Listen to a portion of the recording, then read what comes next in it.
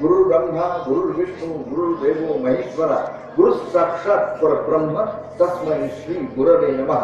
गुरुजनांना आदरस्थानी म्हणून नमस्कार करणं प्रत्येकाचं कर्तव्य आहे. 4 रचना ऐकल्या, आणखीन एक रचना 5वी रचना ऐकवतोय. बालमित्रांनो, मी मूळचा राहणारा गणपतीपुळ्याचा आहे, रत्नागिरी जिल्हा आहे माझा. हे परिचय करून देताना सरांनी सांगितलं. या माझ्या रत्नागिरी जिल्ह्यात विद्यार्थ्यांच्या करता कार्यक्रम करत करत मी ज्या ज्या वेळेला फिरत होतो त्यावेळेला विद्यार्थ्यांनी मला कवितेवरती निरनिराळे प्रश्न विचारले, अध्यापकांनी मला कवितेवरती प्रश्न विचारले. त्याप्रमाणे तुम्ही कुणीही मला कवितेवरती कोणताही प्रश्न विचारला तरी मी तुमचं स्वागत करेन. बऱ्याच ठिकाणी विद्यार्थ्यांनी मला असं विचारलं, विसुभाऊ तुम्ही कार्यक्रमाचं नाव ओंकार काव्यदर्शन का ठेवलं, कार्यक्रमाचं नाव ओंकार काव्यदर्शन का ठेवलं, असा प्रश्न मला तुमच्यापैकी कुणीही विचारलेला नाहीये, पण तरी सुद्धा स्पष्टीकरण करतोय. मला मित्रांनो, ओंकार काव्यदर्शन कार्यक्रमाचं नाव ठेवण्यापाठीमागचं कारण असं आहे, तुम्हाला सांगायला ओम माहित आहे का रे?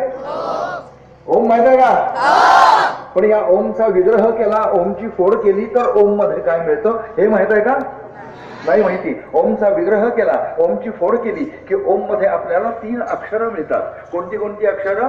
अ, उ आणि म. अ, उ, म, ओम. अकार, उकार आणि मकार 3 एकत्रित आले आणि साकार झाला ओंकार. आणि तुकाराम महाराज म्हणतात, अकार तो ब्रह्मा, उकार तो विष्णू आणि मकार तो महेश. या 3 देवांचं जन्मस्थान गणपती ओम मध्ये आहे. गणपती हे विद्येचं आराध्य दैवत आहे आणि म्हणून त्या दैवताचं नाव या कार्यक्रमाला दिलंय ओंकार काव्य दर्शन. तर तुकाराम महाराजांची जी रचना आहे ती रचना ऐकूया. ओंकार काव्य दर्शनातली 5वी रचना. कितवी रचना?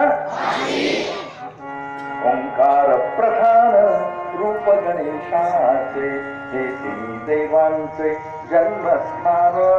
ओंकार प्रधान रूप गणेशाचे, अकार तो ब्रह्मा, उकार तो विष्णू. अकार तो ब्रह्मा, उकार तो विष्णू, मकार महेश जाणियेरा.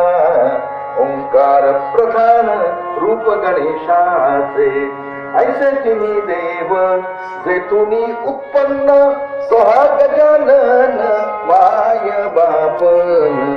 ओंकार प्रधान रूप गणेशाचे, तुका म्हणे 80 आहे वेदवाणी. तुका म्हणे 80 आहे वेदवाणी, पहावी पुराणी व्यासाची ज्ञान.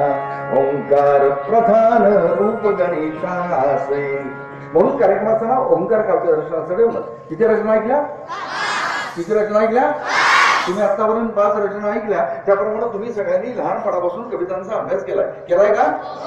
केलाय का? म्हणजे तुम्हाला कविता म्हणजे काय हे माहित आहे का? हो म्हटलं. म्हणून तुम्हाला एक प्रश्न विचारतोय, कोण सांगू शकेल कविता म्हणजे काय? कोण सांगू शकेल कविता कशाला म्हणायचं? कवितेची व्याख्या कोण सांगू शकेल? सांगणार का रे? त्याला मारू नको बरं का. ओंकार काव्य दर्शनातल्या 5 रचना मी तुम्हाला ऐकवल्या. या 5 रचनांना आपण कविता म्हणायचं का? म्हणायचं का? म्हणायचं का? कोणी म्हणतील म्हणायचं, कोणी म्हणतील नाही म्हणायचं. म्हणून या प्रश्नाचं उत्तर कार्यक्रमात शोधायचं. कशाला म्हणायचं कविता? कविता लिहिल्यासारखं लिहिलं, चालीवरती म्हटलं, म्हणून याला कविता म्हणायचं का? आपण बालपणापासून कवितांचा अभ्यास केला. बालपणापासून म्हणजे केव्हापासून? 5वी पासून?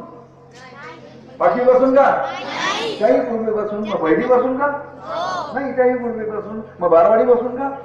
नाही, त्याही पूर्वीपासून. आता त्याही पूर्वीपासून म्हणजे केव्हापासून? आठवायचा प्रयत्न करा. बालमित्रांनो, मी सगळेजण, आम्ही सुद्धा, आपण सगळेजण की नाही अगदी लहान होतो. अगदी लहान म्हणजे केवढे? नुकते आपण लाडक्या आईच्या मांडीवरती बसायला लागलो होतो.